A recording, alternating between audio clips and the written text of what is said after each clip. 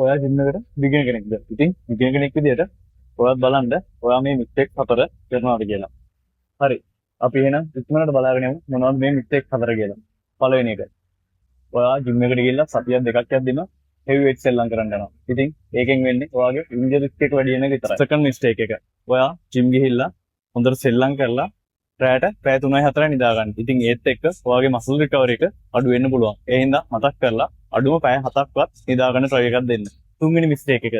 ගොඩක් බිග්නර්ස්ලා තමන්ගේ වර්කවුට් එකේදී වෝම් අප් එක සහ වෝම් ඩවුන් එක මිස් කරනවා. ඉතින් මේ වගේ දේවල් එක්ක ඔයාගේ ඉන්ජරි රිස්ක් එක වැඩි වෙන්න පුළුවන්. හතරවෙනි මිස්ටේක් එක.